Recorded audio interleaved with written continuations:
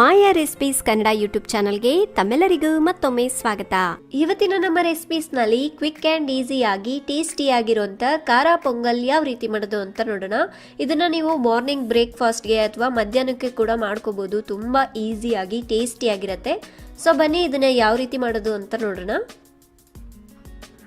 ಮೊದಲಿಗೆ ಒಂದು ಪ್ಯಾನ್ ನಲ್ಲಿ ದೋಸೆ ಅಕ್ಕಿ ಅಥವಾ ದಪ್ಪ ಅಕ್ಕಿ ಅಂತ ಏನ್ ಕರಿತೀವಲ್ಲ ಇದನ್ನ 1 ಕಪ್ನಷ್ಟು ಹಾಕೊಳ್ಳಿ.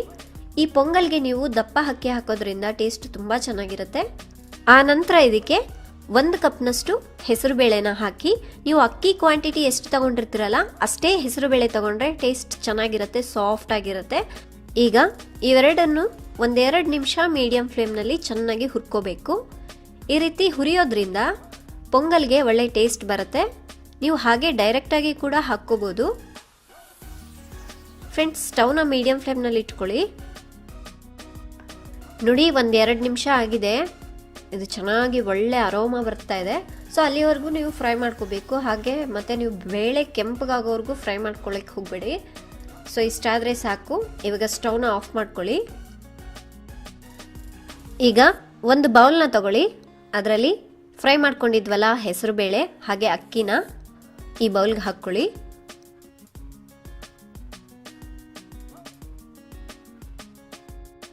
ಇದರಲ್ಲಿ ನೀರನ್ನ ಹಾಕ್ಬಿಟ್ಟು 1-2 ಸಲ ಚೆನ್ನಾಗಿ ಅಕ್ಕಿನ ತೊಳ್ಕೋಬೇಕು. ಸೊ ಫ್ರೆಂಡ್ಸ್, ನೀವು ಈ ದೋಸೆ ಅಕ್ಕಿಯಿಂದ ಅಲ್ಲದೆ ನೀವು ನಾರ್ಮಲ್ ಆಗಿ ರೈಸ್ ಯೂಸ್ ಮಾಡ್ತೀರಲ್ಲ ಮನೆಗೆ, ಆ ಅಕ್ಕಿಯಲ್ಲಿ ಕೂಡ ಮಾಡ್ಕೋಬಹುದು.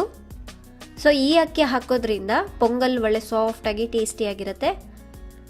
ನೋಡಿ ಫ್ರೆಂಡ್ಸ್, ಈಗ 1-2 ಸಲ ಚೆನ್ನಾಗಿ ತೊಳೆದಾಗಿದೆ. ಈಗ ಒಂದು ಕುಕ್ಕರ್ನ ತಗೊಳ್ಳಿ. ಅದರಲ್ಲಿ ತೊಳೆದಿಟ್ಕೊಂಡಿರೋ ಅಕ್ಕಿ ಹೆಸರು ಬೇಳೆನ ಹಾಕಿ. ಫ್ರೆಂಡ್ಸ್, ನಾನು ನಿಮಗೆ ಮೊದಲೇ ಹೇಳಿದ್ನಲ್ಲ, ಅಕ್ಕಿನ ಹುರಿದಲ್ದೆ ಈ ರೀತಿ ಡೈರೆಕ್ಟ್ ಆಗಿ ವಾಶ್ ಮಾಡಿಬಿಟ್ಟು ಕುಕ್ಕರ್ಗೆ ಹಾಕೋಬಹುದು. ಇವಾಗ ಇದರಲ್ಲಿ ನೀರನ್ನ ಹಾಕೊಳ್ಳಿ.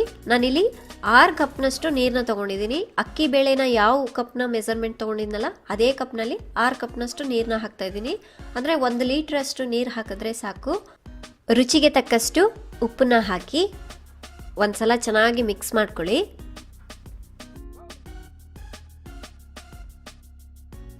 ಕುಕ್ಕರ್ ಮುಚ್ಚುಳನ ಮುಚ್ಚಿಡಿ. ಈಗ ಹೈ ಫ್ಲೇಮ್ನಲ್ಲಿ 1 ವಿಷಲ್ ಕೂಗಿಸಿ. ಕುಕ್ಕರ್ ಪ್ರೆಷರ್ ಎಲ್ಲ ಹೋದ್ಮೇಲೆ ಮುಚ್ಚುಳನ ತೆಗಿರಿ. ಸೊ 1 ವಿಷಲ್ ಕೂಗ್ಸಿದ್ರೆ ಸಾಕು. ಜಾಸ್ತಿ ಕುದಿಸ್ಬಿಟ್ರೆ ಗಂಜಿ ಥರ ಆಗೋಗ್ಬಿಡತ್ತೆ. ನೋಡಿ, ಇಷ್ಟಾದರೆ ಸಾಕು. ಈಗ ಒಂದ್ಸಲ ಮಿಕ್ಸ್ ಮಾಡ್ಕೊಳ್ಳಿ. ನೋಡಿ, ರೈಸು ಬೇಳೆ ಎಲ್ಲ ಚೆನ್ನಾಗಿ ಬೆಂದಿದೆ. ನೋಡಿ, ಪೊಂಗಲ್ ಮಾಡಲಿಕ್ಕೆ ಇಷ್ಟು ಗಟ್ಟಿ ಆಗಿರಬಾರ್ದು, ಇನ್ನೂ ಸ್ವಲ್ಪ ನೀರಾಗಿರಬೇಕು. ಸೊ ಹಾಗಾಗಿ ನಾನು ಇದಕ್ಕೆ ಇನ್ನೂ 1 ಕಪ್ನಷ್ಟು ನೀರನ್ನ ಹಾಕ್ತೀನಿ. ಫ್ರೆಂಡ್ಸ್, ನಾವಿಲ್ಲಿ ಒಟ್ಟಾಗಿ 7 ಕಪ್ನಷ್ಟು ನೀರು ಹಾಕ್ದಂಗೆ ನೋಡಿದ್ರಲ್ವ, 1 ಕಪ್ ನೀರು ಹಾಕಿದ್ದೀನಿ. ಇದನ್ನು ಒಂದ್ಸಲ ಮಿಕ್ಸ್ ಮಾಡಿಬಿಟ್ಟು ಲೋ ಫ್ಲೇಮ್ನಲ್ಲಿ ಸ್ವಲ್ಪ ಹೊತ್ತು ಕುದಿಸ್ಬೇಕು. ನೋಡಿ, ನೀರು ಹಾಕಿದ್ಮೇಲೆ ಈ ಕನ್ಸಿಸ್ಟೆನ್ಸಿಯಲ್ಲೇ ಇರಬೇಕು. ಇದು ಒಂದು ಕುದಿ ಬರೋದ್ರೊಳಗೆ ಇದಕ್ಕೆ ಒಗ್ಗರಣೆನ ಹಾಕೊಳ್ಳೋಣ. ಒಂದು ಪ್ಯಾನ್ನ ಹೀಟ್ ಮಾಡಿ ಅದಕ್ಕೆ 3 ಟೇಬಲ್ ಸ್ಪೂನ್ನಷ್ಟು ಎಣ್ಣೆನ ಹಾಕಿ. ಎಣ್ಣೆ ಕಾದ ನಂತರ 1 ಟೇಬಲ್ ಸ್ಪೂನ್ ಕಾಳುಮೆಣಸು ಮತ್ತೆ 1 ಟೇಬಲ್ ಸ್ಪೂನ್ನಷ್ಟು ಜೀರಿಗೆನ ಹಾಕಿಬಿಟ್ಟು ಸ್ವಲ್ಪ ಲೈಟಾಗಿ ಹುರ್ಕೋಬೇಕು. ಸ್ಟವ್ನ ಲೋ ಫ್ಲೇಮ್ನಲ್ಲಿ ಇಟ್ಕೊಂಡು ಫ್ರೈ ಮಾಡ್ಕೋಬೇಕು.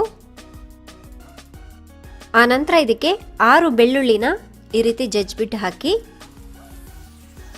2 ಟೇಬಲ್ ಸ್ಪೂನ್ನಷ್ಟು ಹಸಿ ಶುಂಠಿನ ಕಟ್ ಮಾಡಿಬಿಟ್ಟು ಹಾಕಿ, ಒಂದು 12 ಪೀಸ್ನಷ್ಟು ಗೋಡಂಬಿನ ಹಾಕಿ, ಇವನ್ನ ಕೂಡ ಅಷ್ಟೇ ಲೈಟಾಗಿ ಹುರ್ಕೋಬೇಕು. ಫ್ರೆಂಡ್ಸ್, ಇದಕ್ಕೆ ಒಗ್ಗರಣೆ ತುಂಬ ಕೆಂಪಗಾಗಬಾರ್ದು. ನೋಡಿ, ಈ ರೀತಿ ಮಿಕ್ಸ್ ಮಾಡ್ಕೊಳ್ಳಿ. ಆ ನಂತರ ಇದರಲ್ಲಿ ಈಗ ಒಂದು 4 ಹಸಿಮೆಣಸಿನ್ಕಾಯಿನ ಈ ರೀತಿ ಉದ್ದಕ್ಕೆ ಕಟ್ ಮಾಡಿಬಿಟ್ಟು ಹಾಕಿ, ಸ್ವಲ್ಪ ಕರಿಬೇವಿನ ಸೊಪ್ಪು ಮತ್ತೆ 1 ಚಿಟಿಕೆಯಷ್ಟು ಹಿಂಗನ್ನ ಹಾಕಿಬಿಟ್ಟು ಒಂದ್ಸಲ ಚೆನ್ನಾಗಿ ಮಿಕ್ಸ್ ಮಾಡ್ಕೊಳ್ಳಿ.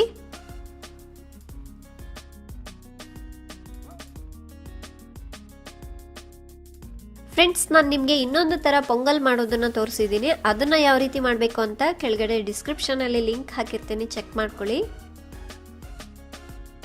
ನೋಡಿ, ಇದನ್ನೆಲ್ಲ ಚೆನ್ನಾಗಿ ಫ್ರೈ ಮಾಡ್ಕೊಂಡಾಗಿದೆ. ಈಗ ಲಾಸ್ಟ್ನಲ್ಲಿ ಇದಕ್ಕೆ 1 ಟೀ ಸ್ಪೂನ್ನಷ್ಟು ಅರಿಶಿನ ಪುಡಿನ ಹಾಕಿ ಇದನ್ನು ಕೂಡ ಚೆನ್ನಾಗಿ ಮಿಕ್ಸ್ ಮಾಡ್ಕೊಳ್ಳಿ. ಈ ರೀತಿ ಮಿಕ್ಸ್ ಮಾಡಾದ್ಮೇಲೆ ಸ್ಟವ್ನ ಆಫ್ ಮಾಡ್ಕೊಳ್ಳಿ.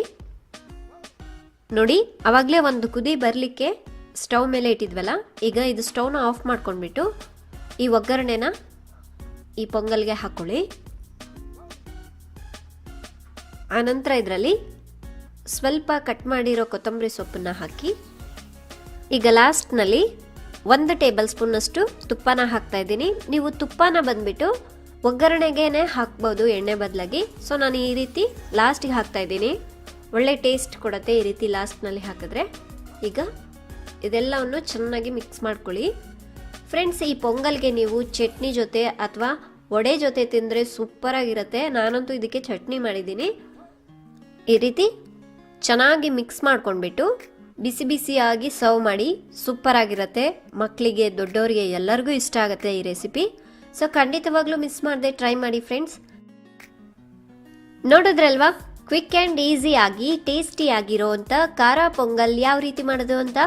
ಈ ರೆಸಿಪಿ ಇಷ್ಟ ಆಯಿತು ಅಂದರೆ ಲೈಕ್ ಬಟನ್ ಕ್ಲಿಕ್ ಮಾಡಿ ಮತ್ತು ಶೇರ್ ಮಾಡಿ.